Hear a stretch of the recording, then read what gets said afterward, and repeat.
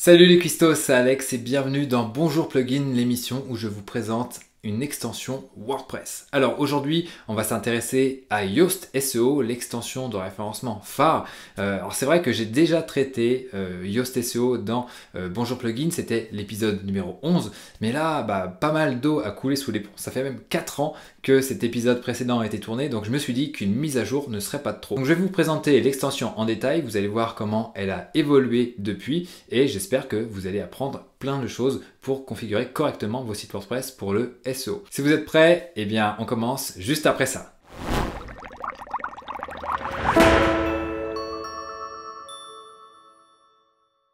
Alors, une fois que vous aurez installé Yoast SEO, on vous proposera une configuration initiale avec un petit didacticiel.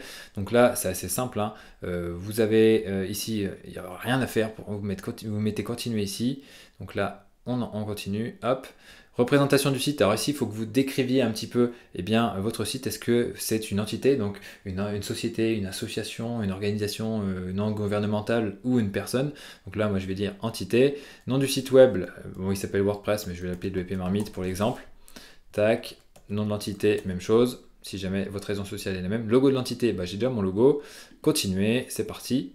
Profils sociaux, là vous vous indiquez les différents profils de réseaux sociaux, ça vous permettra à l'extension de les mettre dans le code de votre site. Donc là, votre Facebook, votre Twitter, votre Instagram, votre TikTok, ce que vous voulez. Ensuite, préférences personnelles. Est-ce que vous voulez envoyer des infos à Yoast pour qu'il puisse étudier un petit peu comment fonctionne votre site de façon anonyme? Là, c'est écrit non, vous pouvez laisser comme ça. Est-ce que vous voulez vous abonner à leur newsletter? Pas forcément. Hop. Par contre, abonnez-vous à celle de WP Marmite. Hein. Alors, inscrivez-vous, on ne sait pas trop à quoi. Leur webinaire hebdo gratuit, on s'en fout. De toute façon, ça va pas être en français, du coup, ça va peut-être pas vous intéresser. Voilà, visitez le tableau de bord SEO, c'est ça qui nous intéresse le plus. Donc là, on a fait la config initiale. Si jamais il y a des soucis qui remontent, des notifs, ça s'affichera ici, mais pour l'instant, il n'y a rien. Alors, on a des appels à l'action pour passer à Yoast SEO Premium de partout. Franchement, c'est pas nécessaire. Même moi, j'utilise pas la version Premium. Si vous démarrez, restez sur la version gratuite, ça sera très très bien. Ensuite, réglages. C'est là que ça nous intéresse le plus. Pas mal de choses. Donc les nouveaux réglages de Yoast, c'est aussi pour ça que je voulais faire cette vidéo parce que ils ont mis à jour toute leur interface graphique et ça a pas mal changé depuis la version qui a été traitée dans le Bonjour Plugin numéro 11. Donc là, c'est pour choisir les fonctionnalités qui seront actives par défaut, l'analyse SEO, l'analyse de lisibilité. Voilà, laissez tout activé par défaut. Au niveau des stats, là aussi, contenu cornerstone, ça c'est les contenus, on va dire, piliers de votre site. Donc on va les laisser. En gros, on laisse tout comme ça par défaut. C'est très bien. Ensuite, les réglages essentiels. Là, on retrouve un petit peu des choses qui ont été configurées au niveau du didacticiel de tout à l'heure. Donc là, un nouveau site WordPress, s'il n'y a pas de slogan, ne le mettez pas. Le séparateur de titres, ça c'est le symbole qui va être présent au niveau des titres SEO, donc ce qui est au niveau des onglets là-haut. Donc là, pour séparer les différents types d'éléments. Donc là, vous pouvez laisser le tiret. Il y en a, ils aiment bien mettre un pipe comme ça, une barre verticale. Il y en a d'autres qui mettent des guillemets comme ça. Voilà, moi j'aime bien mettre ça, laisser ça comme ça. L'image du site. Là, c'est une image qui va être utilisée pour représenter votre site sur soit les réseaux sociaux, soit à chaque fois que c'est partagé. Mais des fois, c'est utile, une petite miniature. Même dans Google Doc, vous voyez, des fois, il y a une petite image qui s'affiche lorsque vous mettez un lien. Et bien, c'est cette image-là. Donc là, vous pouvez la définir. Donc c'est une image qui sera définie sur tout le site. Mais après, on verra qu'on peut définir page par page, article par article, en fonction de ce que vous publierez sur votre site. Là, préférence du site, on laisse les réglages comme ça. Hop, on sauvegarde, on continue. Représentation, donc ça on l'a fait normalement, c'est tout bon. Donc si jamais vous avez d'autres réseaux sociaux, vous pouvez les ajouter ici. Ensuite, connexion au site. Donc là c'est super intéressant si jamais vous voulez mettre votre site sur Google Search Console, sur Bing Webmaster Tools, etc. Donc là vous mettez le code et comme ça Yoast vous permet de les valider. Ça vous évite d'aller bidouiller dans le code pour le faire vous-même. Voilà, donc ça c'est pour les réglages principaux de Yoast. Ensuite, on a les réglages par rapport au type de contenu.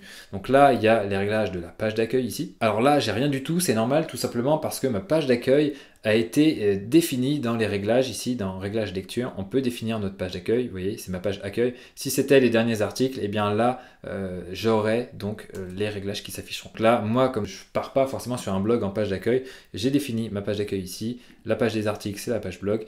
Et donc, les réglages de cette page-là se font donc sur la page Et c'est pour ça qu'on a des liens. Donc si vous voulez modifier la page blog et la page d'accueil, ça se fait ici. Si vous utilisez les articles et donc que vous avez un blog, eh bien il faut activer donc, les articles dans les résultats de recherche. Et ensuite vous pouvez définir un titre SEO, donc ça c'est ce qui va s'afficher en haut ici, et une métadescription par défaut. Donc là vous n'êtes pas obligé de la remplir parce que de toute façon elle sera logiquement différente sur chaque page, donc vous n'êtes pas forcément obligé. Il y a des variables qui peuvent vous aider à générer des choses automatiquement. Voilà, le titre, bon, vous pouvez laisser par défaut, c'est très bien comme ça. Ensuite, au niveau des réseaux sociaux, ici, c'est une fonctionnalité premium, donc on s'en moque. Le schéma, c'est un peu technique, vous laissez par défaut. Les réglages supplémentaires, ici, vous laissez aussi activer. Et là, il y a des trucs qui sont premium, donc on s'en moque. Après, pour les pages, c'est la même punition. On met les choses par défaut. Et puis, voilà, au niveau de ce qu'on peut. Mais la pré-configuration, on va dire, est bien faite.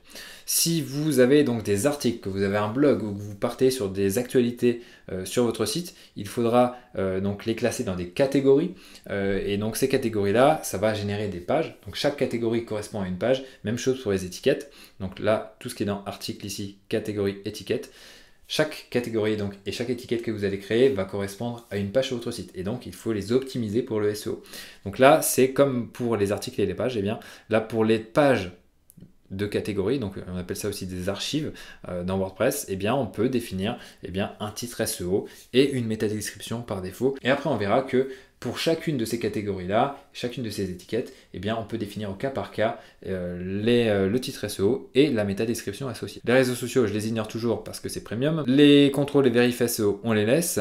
Et là, afficher le préfixe des catégories dans le slug, là, on peut le désactiver. C'est un peu une bonne pratique de retirer ça pour que les URL de vos catégories soient de la forme wp-marmite.com/tuto WordPress au lieu d'avoir wp-marmite.com/catégorie/tuto WordPress. C'est un raccourci, c'est plus propre. Là, je vous encourage à retirer l'affichage de la catégorie ici. Ensuite, au niveau des étiquettes, même punition, hein, c'est la même chose. Après, on a des réglages avancés. Là, il y a du premium, je ne vais pas m'y intéresser. Le fil d'Ariane, si vous l'utilisez, eh bien, vous pouvez le configurer ici. Vous voyez, là, c'est encore des choses en anglais. Donc là, vous mettez accueil, etc. Donc, vous traduisez tout pour avoir quelque chose de propre. Là, erreur 404, page introuvable. Voilà, vous pouvez tout configurer ici. Ensuite, là, au niveau du fil d'Ariane pour les publications, là, vous mettez catégorie si vous utilisez les articles. Là, vous pouvez mettre blog pour faire en sorte que le lien vers la page blog s'affiche dans le fil d'Ariane des catégories. Vous pouvez faire la même chose éventuellement pour les étiquettes. Après, pour insérer le fil d'Ariane, c'est un petit peu plus technique. Je ne vais pas revenir là-dessus parce que ça mériterait une vidéo à part entière, mais certains thèmes intègrent ça automatiquement, comme Astra par exemple. Donc il y a moyen de faire ça assez simplement. Et voilà, c'est tout pour les réglages de Yoast SEO. Maintenant, on va rentrer dans le dur avec l'optimisation d'une publication pour le SEO avec Yoast. Donc là, je vais aller sur une page. Ça sera exactement la même chose pour les articles. Et pour ma page d'accueil, voilà, je vais aller dessus. Donc là, j'ai un contenu un peu basique, mais ce qui nous intéresse, c'est ici, en dessous, ou alors sur la droite. Là, on l'a ici, mais c'est un petit peu plus compressé. Donc voilà, je vous encourage plus à utiliser l'interface qui est sous le contenu. Et vous allez pouvoir ici définir une requête cible qui va vous donner des indications après par rapport à l'optimisation de votre page par rapport à cette requête. Donc là, je pourrais mettre ça. Alors là, j'ai mis un texte basique, mais c'est un peu du texte du lorem ipsum, mais je vais quand même mettre ça. Admettons que je vais référencer ma page sur WordPress. Voilà, j'ai ma requête cible, je mets à jour ça, je peux obtenir après des optimisations par rapport aux analyses de Yoast. Donc ici, on va donc pouvoir personnaliser notre titre SEO. Donc là, par exemple, pour le WP Marmite, c'est tirer le meilleur de WordPress. Voilà, le slug de ma page, on s'en moque parce que c'est la page d'accueil. Ensuite, la métadescription, là, on peut blablater ici et on a l'aperçu donc sur mobile et sur le résultat pour bureau. Alors là, WP Marmite vous aide à créer, personnaliser et promouvoir des sites avec WordPress. Hop, quand même le P majuscule à WordPress. Des sites avec WordPress. Suivez ces tutoriels, guides, articles et vidéos. J'avais oublié quelque chose. Vidéo et formation. Je suis trop long. Donc là, je vais retirer les guides Et voilà, comme ça tient. Donc on a l'indicateur qui nous permet de voir où on en est et si c'est trop long. Parce que si c'est trop long, ça ne va pas tenir dans les pages de résultats de Google. Donc voilà, et donc on a l'aperçu mobile. Et ici. Donc là, je vois qu'il y a une image qui est remontée. Elle est remontée tout simplement parce qu'elle est dans le contenu. Mais on peut la personnaliser en mettant à jour l'image mise en avant sur la droite. Et voilà. Après, continuons un petit peu l'analyse de tout ça. Donc là, analyse SEO de la page. Donc là, c'est par rapport aux mots-clés que j'ai spécifiés ici. Donc à ma requête cible. C'est une autre façon de dire mots-clés. Ici, bien sûr, tout est au rouge. Il y a vraiment beaucoup de rouge. Même si voilà, ça me dit qu'il y a quand même du bon travail du côté des images. Même si voilà, ici, c'est que du lorem ipsum. Donc il n'y a rien du tout d'optimisé. Donc ça me permet de rebondir là-dessus et de dire qu'il ne faut pas faire confiance aveuglément au feu rouge, vert, orange de Yoast SEO. Il faut penser avec ce que vous avez entre les deux oreilles et voir si une page est optimisée. Mais ça reste quand même une aide appréciable pour configurer le SEO de notre page. Donc là, voilà, ça nous dit qu'il y a des images, etc. Je vous laisserai voir les différents critères d'analyse. Mais voilà, méfiez-vous-en quand même. C'est pas non plus en ayant tout au vert que vous arrivez à vous positionner parce que ce ne sont pas les seuls critères qui permettent de positionner une page en SEO. Alors pour ça, pour creuser un petit peu la question, si ça vous intéresse, il y a un mini cours qui est disponible sur la chaîne YouTube qui présente comment fonctionnent les moteurs de recherche, quels sont les 3 piliers du référencement, etc. Et en fait, ce mini cours, c'est le module 1 de notre formation SEO qui s'appelle Enfin visible grâce au référencement. Donc si ça vous intéresse, si vous avez envie de creuser et si vous ne voulez pas vous limiter, on va dire, à juste installer Yoast et prier, eh bien, vous pouvez aller jeter un œil à la page de présentation de la formation. Avec mon équipe, on a fait vraiment pas mal de vidéos pour présenter le SEO, le décortiquer et donner vraiment les bonnes pratiques pour que vous ayez un site qui se référence bien, qui se positionne bien sur Google. Donc voilà, je vous encourage à aller jeter un œil. Ok, je reviens ici. Donc à ce niveau-là, voilà, donc on a l'analyse de base.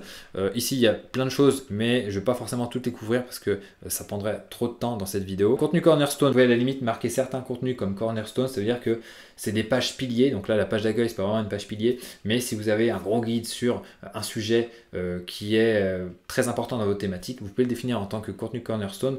Et Yoast va vous faire des recommandations par exemple, d'insérer des liens vers cette page-là. Donc ça peut être intéressant. Au niveau de avancer, ici, je ne vous conseille pas de trop toucher. À la limite, vous pouvez définir le titre du fil d'Ariane si vous l'utilisez et ça sera pas mal. Après, il y a d'autres onglets.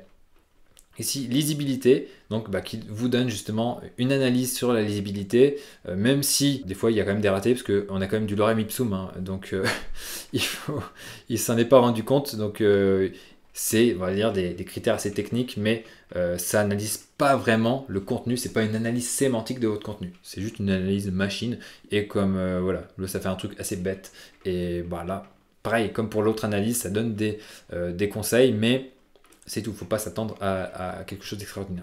Au niveau du schéma, là, vous laissez par défaut, c'est un peu technique ça. Et ici, au niveau de réseaux sociaux, vous pouvez définir une image pour Facebook, un titre pour Facebook, une description pour Facebook et la même chose pour Twitter. Comme ça, si vos contenus sont partagés sur les réseaux sociaux, eh bien, ils utiliseront ce titre-là, cette description-là, au lieu d'avoir ce qui a été défini pour Google. Donc après, le but du jeu, c'est d'optimiser toutes vos pages, tous vos articles si vous les utilisez et aussi vos taxonomies, c'est-à-dire les catégories, les étiquettes. Donc vous allez dessus, ici vous faites sur modifier, donc là j'en ai 0 de créer, mais je vous montre ça sur la catégorie par défaut. Et donc vous avez aussi l'encart de Yoast SEO qui s'affiche à ce niveau-là. Et donc là, c'est la même punition. Requête cible, vous la définissez, et puis vous optimisez votre titre, vous optimisez votre métadescription. Voilà, sachant que le titre, c'est vraiment très important pour le référencement. Donc si vous n'avez pas beaucoup de temps, optimisez principalement tous vos titres SEO, c'est ce qui compte le plus, ainsi que vos contenus. Voilà, optimiser un contenu. Bon, je ne vais pas vous faire la formation dans la vidéo là, mais c'est aussi très important de bien le structurer, d'avoir un bon déroulé, de placer vos mots-clés intelligemment, etc., etc. Mais bon, ça, on voit ça en détail dans la formation. Donc voilà un petit peu pour la présentation de Yoast SEO. C'est vraiment un petit tour rapide. Je me dépêche aussi parce que là, il se met à pleuvoir sur mon Velux et du coup, ça m'oblige un peu à finir cette vidéo avec on va dire, un petit peu de précipitation. Mais en tout cas, j'espère que vous avez appris des choses. L'idée ici, avec cette vidéo, c'est de vous montrer vraiment la configuration de base pour aller vraiment le minimum syndical de ce que vous devez faire avec Yoast SEO. Et a priori, là, c'est mission accomplie. Abonnez-vous à la chaîne si ce n'est pas déjà fait. Rendez-vous sur wp-marmite.com/enfin-visible-référencement si jamais vous voulez vous former précisément au référencement, d'apprendre vraiment les bonnes pratiques. Il y a vraiment pas mal de choses. Vous irez voir la page de présentation, elle est présente en description. Et si vous voulez juste apprendre comment fonctionnent les moteurs de recherche, eh bien, allez jeter un œil au module gratuit qui est présent sur YouTube. Il y a une playlist, vous la trouverez facilement. Et puis, je vous dis à très bientôt pour une prochaine vidéo. Ciao!